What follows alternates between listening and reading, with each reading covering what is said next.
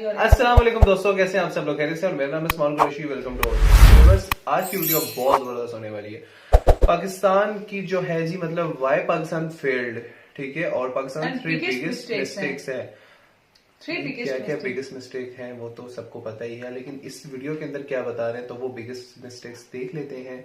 I hope आप लोगों को बहुत जबरदस्त लगेगी वीडियो। चैनल है अभी एंड न्यू। चले देखते हैं फिर उसके पहले इस वीडियो को शुरू कर लेते हैं, बाद में इंशाल्लाह बातें वगैरह करेंगे, क्योंकि इस चैनल के ऊपर बहुत जबरदस्त वीडियो आई हुई है और हमारे एक व्यूअर्स थे, उन्होंने इसका लिंक मुझे शेयर किया था, डीएम किया था। तो पहले इस वीडियो को शुरू कर लेते हैं, बाद में इंशाल्लाह बातें वगैरह करेंगे। आई होप आप लोगों को तो मजा आने वाला ही है और हम लोगों को ये देखने वाला है कि यार ये क्या है, मतलब बोल क्या रहे हैं पाकिस्तान के बारे में, पाकिस्तान क्या कर रहा है आजकल।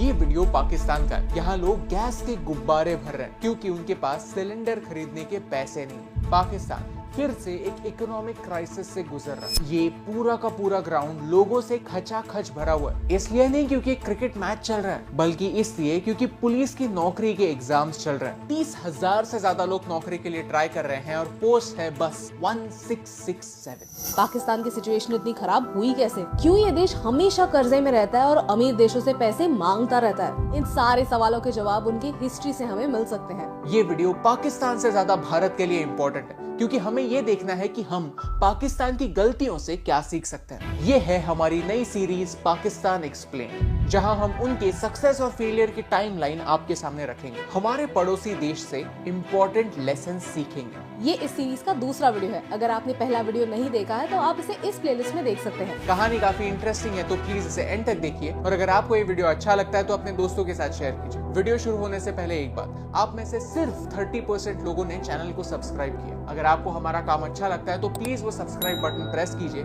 ये आपके लिए तो फ्री है, लेकिन इससे हमारी बहुत मदद होती है। Mistake number 1, military over society. Bharat के मिलिट्री और पाकिस्तान के मिलिट्री में एक बहुत बड़ा डिफरेंस है, और वो ये कि भारत की मिलिट्री लोगों के लिए काम करती है और पाकिस्तान की मिलिट्री अपने लिए काम करती है। The military has officially ruled Pakistan for nearly half of the country's existence. The military runs 50 commercial entities. Once you become an officer, you become entitled to a lot and you take a lot for granted. Pakistan की military Pakistan की सबसे powerful institution है, यानी prime minister से भी ज्यादा power military के general के पास है। लेकिन ये हुआ कैसे? थोड़ा रिवाइंड करते हैं। 14 और 15 अगस्त 1947 को पाकिस्तान और भारत दो देश फॉर्म हुए और बस 2 महीने बाद पहले वॉर में उतर गए। इसे फर्स्ट कश्मीर वॉर कहते हैं। इस वॉर का पाकिस्तान पर बहुत बड़ा इम्पैक्ट हुआ। पाकिस्तान की लीडरशिप कॉन्स्टेंटली डर डर कर जीने लगी कि भारत हम पर कभी भी अटैक कर सकता है। ये डर पाकिस्तान पर इतना हावी होने लगा कि शुरुआती दिनों में उनके बजट का 70% मिलिट्री पर स्पेंड होता था। जैसे जैसे मिलिट्री ज्यादा पावरफुल होने लगी, पावर शिफ्ट होने लगी गवर्नमेंट से मिलिट्री की ओर। लेकिन 1954 में कुछ ऐसा हुआ जिसने पाकिस्तान को अगले 70 सालों के लिए डार्क एजेस में ढकेल दिया, and that is doctrine of necessity. क्या है डॉक्ट्रिन ऑफ नेसेसिटी?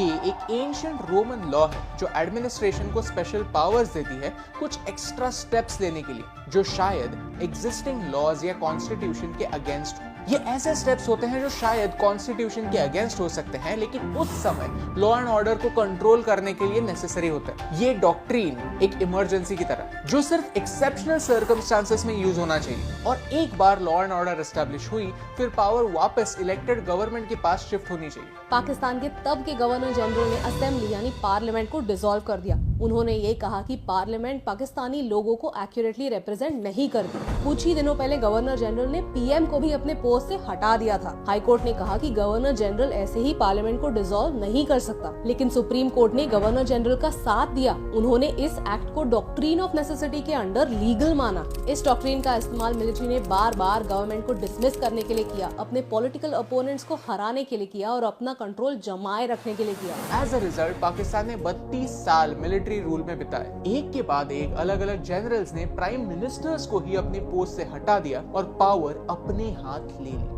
और लोगों का भी जनरल परसेप्शन ऐसा ही बन गया था कि पॉलिटिशियंस से तो मिलिट्री ज्यादा ऑर्गेनाइज्ड है, क्योंकि पॉलिटिशियंस एक दूसरे को नीचा दिखाने में, सरकार गिराने में व्यस्त है। एक देश को आगे ले जाने का काम, सही पॉलिसीज पर फोकस करने का काम मानो किसी ने किया ही नहीं। 2009 में कोर्ट्स ने जाकर इस डॉक्ट्रिन को रोक दिया, लेकिन तब तक बहुत देर हो चुकी थी। Political instability had become a way of life in Pakistan. Mistake number 2, one unit politics and division of Pakistan. जैसे भारत में अलग अलग राज्य है और उनका कल्चर, भाषा एक दूसरे से अलग अलग है, वैसे ही पाकिस्तान में भी at that time of independence 5 अलग अलग प्रोविंसेस थे। East Bengal, West Punjab, Sindh, North West Frontier Province, Balochistan. 1955 में एक बिल पास हुआ जिससे आज के बांग्लादेश को छोड़कर बाकी सारे प्रोविंसेस को एक एंटिटी बनाया गया। आइडिया ये थी कि पावर एक हाथ में कंसंट्रेट हो जाए, जिससे एडमिनिस्ट्रेशन कॉस्ट कम हो, डिसीजंस फास्ट लिए जा सके और पूरे पाकिस्तान की डेवलपमेंट हो। लेकिन हुआ कुछ और ही, लोग फ्रस्ट्रेट होने लगे क्योंकि उनकी इंडिविजुअल आइडेंटिटी कहीं खो गई। डेवलपमेंट हुआ लेकिन चुनिंदा जगहों पर, रिमोट एरियाज कम्प्लीटली इग्नोर हो गए। ये सारा डिस्कंटेंट पंजाब प्रोविंस को छोड़ के बाकी सारे प्रोविंसेस में होने लगा। And we'll examine it one by one. Pakistan की राजधानी पहले कराची हुआ करती थी जो सिंध प्रोविंस में थी, लेकिन 1960s में एक नया कैपिटल इस्लामाबाद बनाया गया। सिंध के लोगों ने इस कैपिटल चेंज को काफी प्रोटेस्ट किया। उन्होंने वन यूनिट स्कीम के अगेंस्ट भी बहुत सारे प्रोटेस्ट किए, but all these protest were quashed. Sindhi language को भी दबाया गया क्योंकि सारा डेवलपमेंट एक ही एरिया में कॉन्सेंट्रेटेड था। पश्तूनी ट्राइब्स और बलूचिस्तान एरिया के लोग मानो पराये हो गए, एलिनेट हो गए। अगर आप बलोची इंसर्जेंसी और वहाँ के रिबेलियंस की हिस्ट्री पढ़ते हो तो सारे रिबेलियंस वन यूनिट स्कीम के बाद ही शुरू हुए। इसका सबसे बड़ा इम्पैक्ट ईस्ट पाकिस्तान यानी आज के बांग्लादेश पर हुआ। अगर आप पाकिस्तान की हिस्ट्री को गौर से स्टडी करते हो तो एक ट्रेंड साफ दिखता है। बांग्लादेश और पाकिस्तान के बीच जियोग्राफिकल और कल्चरल दोनों टाइप की दूरी थी। वेस्ट पाकिस्तान उर्दू बोलता था और ईस्ट पाकिस्तान बंगाली। फिर भी 1952 में पाकिस्तान की नेशनल लैंग्वेज बनी उर्दू। पाकिस्तान का मेजर रेवेन्यू ईस्ट पाकिस्तान से आता था। 1958 तक पाकिस्तान के टोटल एक्सपोर्ट्स का आधा ईस्ट पाकिस्तान देता था। That's 50%. On the other hand, West Pakistan ज्यादा इंपोर्ट करता था, पैसे ज्यादा स्पेंड करता था। फॉरेन एड जो भी आता था वो ईस्ट में सिर्फ 23% जाता था और बाकी का सारा वेस्ट में रहता था। एज अ रिजल्ट पाकिस्तान में 20 ऐसी फैमिलीज हो गई थी जो सारे नेशन का वेल्थ कंट्रोल करती थी और ये सारी फैमिलीज वेस्ट पाकिस्तान में ही थी। ईस्ट पाकिस्तान में ऐसा कोई एंटरप्रेन्योर था ही नहीं। On top of that 1970s में ईस्ट पाकिस्तान में एक साइक्लोन आया जिसमें 5 लाख लोगों की जाने गई और रिलीफ मटेरियल लोगों तक पहुंचने में बहुत समय गया। ईस्ट पाकिस्तान के लोगों को सेकेंड क्लास सिटीजन्स की तरह ट्रीट किया जा रहा था। ऐसे कई और रीजंस हैं जिनकी वजह से एक सिविल वॉर स्टार्ट हुई और एज अ रिजल्ट बांग्लादेश पैदा हुआ। मिस्टेक नंबर 3, एक्सट्रीमिज्म का सहारा। पाकिस्तान के इस लीडर ने सिर्फ पाकिस्तान का ही नहीं पूरे एशिया का फ्यूचर बदल कर रख दिया। ये है जनरल जिया उल हक। उन्होंने 1977 में एक मिलिट्री कू किया और वो खुद प्रेसिडेंट बन गए। उनकी प्रेसिडेंसी में धीरे धीरे पाकिस्तान रेडिकलाइज होता गया। 1979 में यूएसएसआर ने अफगानिस्तान को इन्वेड किया और पाकिस्तान को अपना एक लॉन्ग टर्म एलाई मिल गया, अमेरिका। CIA ने ISI के साथ एक डील की कि वो सोवियत से लड़ने के लिए एक रेबल फोर्स तैयार करेंगे। ये रेबल फोर्सेस अफगानिस्तान में जाकर अमेरिका की तरफ से लड़ेंगे ताकि अमेरिकन सोल्जर्स को अफगानिस्तान ना जाना पड़े। इस टाइप ऑफ वॉरफेयर को प्रॉक्सी वॉरफेयर कहते हैं। इसके लिए पाकिस्तान को अमेरिका से काफी funding, war material, arms and ammunition मिल रहा था और ये पाकिस्तान के थ्रू मुजाहिदीन तक पहुंच रहा था। एक रिपोर्ट कहता है कि इस टाइम पीरियड में पाकिस्तान को यूएसए से $5.3 बिलियन मिले। इसी पीरियड में तालिबान एस्टैब्लिश हुआ जो आज जाकर अमेरिका और पाकिस्तान के लिए एक सिर दर्द बन गया है। प्रॉक्सी वॉरफेयर, अमेरिका और पाकिस्तान का रिलेशनशिप, ये दोनों काफी इंटरेस्टिंग पॉइंट्स हैं और इनके बारे में हमने डिटेल में एक वीडियो बनाया है जो आप यहाँ पर देख सकते हैं। पाकिस्तान ने तालिबान को ट्रेन किया। तालिबान इस शब्द का लिटरल मीनिंग है स्टूडेंट। जहां अफगानी रेबल्स की लड़ाई सोवियत इन्वेजन के अगेंस्ट थी, पाकिस्तान ने इस लड़ाई को एज अ रिलीजन की लड़ाई प्रेजेंट किया। इस फंडामेंटल आइडिया की बेसिस पर कई ऑर्गेनाइजेशंस बनी। 1991 में जब सोवियत यूनियन टूट गई तो ये लोग करेंगे क्या? मानो इनकी जॉब चली गई, उनको आने वाली फंडिंग ही चली गई, तो उन्होंने अपना निशाना ही बदला और आने वाले कुछ सालों में दुनिया के सबसे डेंजरस अटैक्स किए। आज कई लोग कहते हैं कि तालिबान पाकिस्तान पर कब्जा जमाना चाहता है। ये सांप थे जो कभी ना कभी अपने मालिक को काटने ही वाले थे। This change the world forever. अब मुद्दे पर आता है। आज हमें पाकिस्तान से सीखना है ताकि हम फ्यूचर में ऐसी ही गलतियां ना करें। पहला लेसन ये है कि डेवलपमेंट को यूनिवर्सल होने की जरूरत है। डेवलपमेंट सिर्फ कुछ ही एरियाज में कॉन्सेंट्रेटेड नहीं हो सकती। भारत की 70% जनता आज भी रूरल एरियाज में रहती है। अगर वहाँ एम्प्लॉयमेंट अपॉर्चुनिटीज नहीं पहुँची तो दो ही चीजें हो सकती है। एक कि शहर ओवर पॉपुलेट हो जाए और दूसरा कि गाँव में लोगों के पास इलीगल काम करने के बजाय कोई ऑप्शन ही नहीं रहेंगे। A nation is as strong as its weakest citizens। ये एक सच है। सेकंड लेसन ये है कि पॉलिटिकल सिस्टम्स में सुधार लाने होंगे, फिर वो सेंटर हो, स्टेट हो या हो कोई ग्राम पंचायत। ये सारे सिस्टम्स देश के प्रॉब्लम्स को सॉल्व करने के लिए बने हैं, लेकिन लगता है कि हमारी सरकार ये भूलती चली जा रही है। भारत में पावर किसी एक इंस्टीट्यूट के हाथ में कॉन्सेंट्रेटेड नहीं है। लेजिस्लेचर लॉज बनाता है, जुडिशरी लॉज को प्रोटेक्ट करता है और एग्जीक्यूटिव लॉज को इम्प्लीमेंट करता है। ये डिवीजन ऑफ पावर एक हेल्दी डेमोक्रेसी का लक्षण है। तीसरा और आखिरी लेसन आपको एक स्टोरी के थ्रू बताना इम्पोर्टेंट है। भारत है सैम मैनेकशॉ जैसे लोगों की वजह से। 1971 का एक किस्सा है जब इंदिरा गांधी ने सैम मैनेकशॉ को एक काफी ब्लंट सवाल पूछा, When are you taking over? क्योंकि उस समय पाकिस्तान में यही हो रहा था, अलग अलग जनरल्स प्राइम मिनिस्टर्स को ही अपनी कुर्सी से हटा रहे थे। लेकिन सैम बहादुर जानते थे कि आर्म्ड फोर्सेस को पॉलिटिक्स में इंटरफियर नहीं करना चाहिए और उन्होंने साफ कह दिया, You mind your own business and I will mind mine. ये है हमारा मिलिट्री स्टैंडर्ड जो आज तक भारत में फॉलो होता आया है, इसीलिए भारत में आज तक एक भी मिलिट्री coup नहीं हुआ है। हमारी मिलिट्री शायद दुनिया की सबसे एडवांस मिलिट्री ना हो, लेकिन जब स्टैंडर्ड्स की बात आती है तो सच में हमारी मिलिट्री नंबर 1 है। एक फंक्शनिंग देश के 2 मेजर स्तंभ होते हैं, political stability and social stability, जो ना होने की वजह से पाकिस्तान बार बार IMF के पास जाता है और उनसे बेल आउट की मांग करता है। अगर आपको इस वीडियो से वैल्यू मिली, कुछ नया सीखने मिला, तो इसे अपने दोस्तों के साथ बहुत ज़बरदस्त है, बहुत ज़बरदस्त वीडियो थी। और इससे यही पता लगता है कि भाई ये जो पाकिस्तान पीछे रह गया आर्मी की, उसकी वजह से या इंटरफेरेंस की वजह से ही हमेशा ये पीछे रहा है। इस दफ़ा भी इंटरफेयर किया है आर्मी ने, यही हरकतें की, अब ये डिफ़ॉल्ट होने के दर पे है ना। बिल्कुल। क्या लगता तुम्हें? मुझे तो यही लगता है। तुम इस पे कितना कंफर्म हो? 100% ही हूँ, क्योंकि इनके पास इतनी, वरना ये सोच तो नहीं सकते थे कि ये ऐसे करके वोट ऑफ नो कॉन्फिडेंस लाएं, क्योंकि ना ये पढ़े लिखे लोग हैं, इनको तो शायद वोट ऑफ नो कॉन्फिडेंस का पता भी ना हो। चलो ये एक अच्छी बात है कि तुम्हें आज ये 100% पता है। मैं का शायद अभी भी कोई डाउट रह गया हो, क्योंकि मैं अभी कुछ अरसा पहले मुझे लगता था कि आर्मी ठीक है, उनके जर्नल्स देखो, जवान जो होते हैं ना यार, वो तो शहीद हो रहे होते हैं, उनसे कोई हमारी इख्तलाफ नहीं है, ठीक है, उनकी वजह से हम महफूज हैं। वो किसी भी कंट्री का जवान है, किसी भी कंट्री का सैनिक है, वो उसकी वजह से हम महफूज हैं। ये जो ऊपर के कुछ होते हैं ना, जो ब्लैक शीप्स जिसको कहा जाता है, वो चीज़ें करते हैं ख़राब। मेरी दुआ है कि जो सेंट मैनिक साहब, इनके पास एक ऐसा एजाज है जो मेरे ख्याल से सिर्फ इनके पास है, वाहिद ये ऑफिसर है, और उन्होंने जो जवाब दिया ना, you mind your own business and I will mind mine. मेरी दुआ है हाथ उठा के ऊपर वाले से कि हमारे हर जर्नल को ये चीज़ उनके दिलों में डाल दे।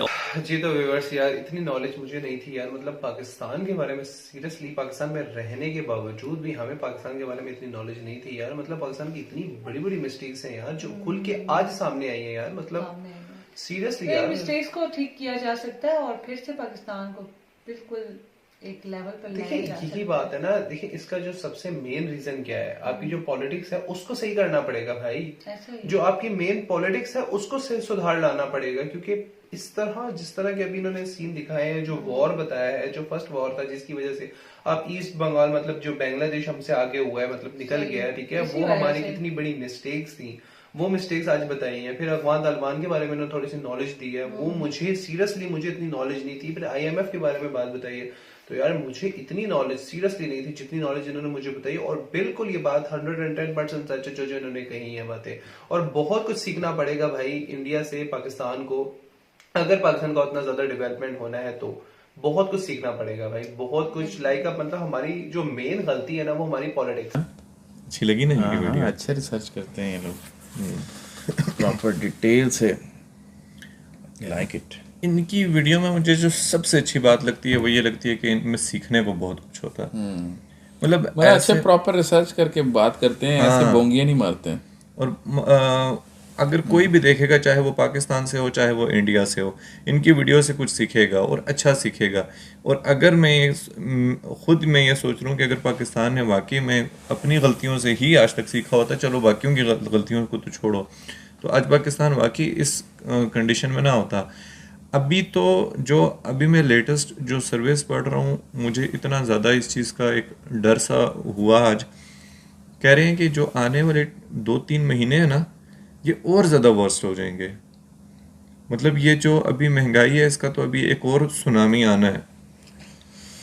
अभी नहीं गुजारा हो रहा भाई, अभी लोगों के हालात बहुत ज़्यादा खराब बहुत ज़्यादा हुए हैं। टफ हुए हैं। और यही कह रहे हैं कि अगर पाकिस्तान ने डिफ़ॉल्ट से बचना है तो इनको टैक्सेस मज़ीद बढ़ाने पड़ेंगे। डेफिनेटली बढ़ाने पड़ेंगे। टैक्सेस जब लगाएंगे तो जाहिर सी बात है कि यार वो बहुत ज़्यादा, अभी 2 दिन में जो है वो डॉलर ने 35 रुपीज़ जंप किया है 2 दिन में। 2 दिन में। फर्क पड़ता है। चलो खैर, जैसा कि आप वीडियो देख रहे थे, तो ये एक हिस्ट्री है, यही हमारा जो है ना इतिहास है, यही हमारा सब कुछ है और यही हमारा चल भी रहा है। होता है ना कि एक भाई जो इतिहास है आपका गुजर गया, आप उसको याद करके रोएं धोएं पीटें चीखें जो करें, कुछ नहीं, चलो आगे हम कुछ बेहतर कर लेंगे, ये बंदा कुछ तवक्को रखता है। लेकिन जो हमारी तवक्को यही है कि ये तो अभी भी भाई चल रहा है, इससे आगे हम निकलेंगे कैसे, जाएंगे ये चीज कैसे, का हमें जो है ना करेंगे वो आज पहली दफा पता चला कि जिसमें उन्होंने कहा कि माइंड योर ओन बिजनेस है। हाँ। और हम जो कर रहे हैं वो हमारा है, जो भी मतलब जो हमारे दिल में आएगा हम वही करेंगे, बेहतर जो लगेगा हम करेंगे ना, ये टेंशन लेने की जरूरत नहीं है। लेकिन ये कि यही चीजें जो है ना वो हमें पीछे धकेल आप देखो ना, ये सिस्टम शुरू से यही चलता आ रहा है। लेकिन आपको पता है कि इमरान खान की बात से, इसी बात से ही हम खुश हैं कि उसने एक सिस्टम को नंगा कर दिया है। अगर क्योंकि एक होता है ना सिस्टम, एक पूरी जिंदगी या पूरी लाइफ के लिए नहीं होता सबका। ऐसा ना ऐसा बंदा आता है जिसने इसको एक ओपनली सब बता देता आपको, देश के नागरिक को, जो भी लोग हैं उनको बता देता है। और इमरान का वो बंदा है जिसने हर चीज को एक आपके एक छोटे छोटे बच्चे को भी पता है कि ये सिस्टम कैसे चलता है, ये सिस्टम को कौन हैंडल करता है और ये सिस्टम आगे क्या करने वाला है। और आप इमरान खान कुछ भी ना करे, कुछ भी ना करे मुल्क के लिए, उसने खुद ब खुद कर लेंगे। और लोगों को इतना है कि मतलब क्या पता चल गया है कि जो भी होता है ना, इसकी प्लानिंग कौन करता है, ये अब क्या करना चाहते हैं, ये क्या कैसा चूरन देते हैं। चूरन अब बिकता नहीं है इधर। और आपको एक छोटी सी भाई बात बताऊं, अगर हमें ये चीजें खुलकर ना सामने आती और आज ये वीडियो हम देखते, हमने अपने सब को डिफेंड कर रहा होना था कि हम हैं ही नहीं ऐसे, पाकिस्तान ऐसा है नहीं, आप पहले डिफेंड ही करते थे। अब हम आते हैं अपनी डिस्कशन पे। देखें, इन्होंने पाकिस्तान की जो हिस्ट्री है ना उसको बहुत जल्दी सम अप की है, जो कि बहुत अच्छी चीज़ भी है, लेकिन कुछ चीज़े पॉइंट्स जो थे वो छोटे छोटे वो रह गए। जैसे पाकिस्तान में जो फर्स्ट गवर्नर जनरल थे उनका मर्डर हुआ था। कायद आज़म को कहा जाता है वो टीबी से मरे थे, ऐसा नहीं है जनाब, उनका एक कह लें कि प्री प्लान्ड मर्डर था, मैं ये समझता हूँ। क्योंकि यार गवर्नर जनरल को एक रिमोट एरिया में कौन रखता है भाई, जिसकी पता है कभी भी सेहत ख़राब हो सकती है, उसे वहाँ कौन रखता है रेजिडेंसी ज़ियारत में, जहाँ पे रोड भी सही नहीं थे। अच्छा चलो फिर मान लिया, एम्बुलेंस ऐसी कौन देते जिसमें डीजल ही ना हो, और फिर जो दूसरी एम्बुलेंस आती है वो रास्ते में ख़राब हो जाती है। मतलब ये चीज़ें थी जो कि था कि इसको मारो भाई, इससे जान छुड़ाओ। फिर लियाकत अली ख़ान, उनकी असैसिनेशन हुई, वो एक बड़े आप कह सकते हैं मुस्लिम लीग के प्रोमिनेंट फिगर थे, फाउंडिंग मेंबर्स में से थे और प्राइम मिनिस्टर थे। उनका भरे मजमे में कत्ल हुआ, आज तक किसी को पता नहीं है। बंदा तो पकड़ा गया, यानी उसने अपने आप को भी शूट कर लिया था बंदे ने, तो पीछे नहीं पता लगा थे कौन चाहता था लियाकत अली ख़ान को मारना, अभी तक नहीं पता पाकिस्तानियों को। फिर 1952 में अपने तौर पे ही उर्दू को नेशनल लैंग्वेज डिक्लेयर कर दिया, जबकि उर्दू बोलने वाले सिर्फ 8% लोग हैं। पाकिस्तान में ज़्यादा जो है वो बंगाली पंजाबी बोली जाती थी या सिंधी बोली जाती थी। अभी भी इस वक्त पाकिस्तान में तकरीबन जो है ना 51% पंजाबी स्पीकर्स हैं, इंक्लूडिंग मी, हम भी हैं, लेकिन हम डुअल हैं जनाब के, उर्दू ज़्यादा आपको पता है बाहर बोलनी पड़ती है। उसके बाद 52 के प्रोटेस्ट के बाद बंगाली को भी नेशनल लैंग्वेज बनाया गया। फिर फर्स्ट हमारा जो था कॉन्स्टिट्यूशन आया, उसमें ब्लंडर थे बहुत बड़े बड़े, और फिर पहला हमारा मार्शल लॉ 56 में लग गया। उसके बाद 60s में आपने देखा क्या हुआ। उसके बाद 63 में बंगालियों से क्लियर मैसेज कहा गया। एक बंगाली थे जो कि आज़ादी में बड़े साथ साथ रहे और कायद आज़म के भी साथ होते थे, उन्हें मिनिस्टर से पैगाम भेजा गया इस्टेब्लिशमेंट की तरफ से, भाई तुम जाओ यहाँ से, हमें बंगालियों की ज़रूरत नहीं है। तो आप समझ सकते हैं कि चाहते थे शुरू से ही बड़ी बड़ी पावर्स जो पाकिस्तान में रूल कर रही थी वो चाहती थी कि भाई इनसे जान छुड़ाओ। एनीवेज, तो कैसा लगी आपको हमारी वीडियो? अगर पसंद आई हो तो उसे लाइक एंड शेयर सब्सक्राइब। और यार मैं तो सीरियसली बात बताऊं, मुझे इतनी नॉलेज अपनी लाइफ में कभी भी नहीं थी जितनी नॉलेज। और ये भाई का चैनल आपको और अगर इसकी रियल आप लोग देखना चाहते हैं तो डिस्क्रिप्शन पे आपको मिल जाएगा लिंक। तो मिलते हैं इंशाल्लाह नेक्स्ट वीडियो में। बहुत कर रहे हैं हम दोनों को दीजिए इजाजत।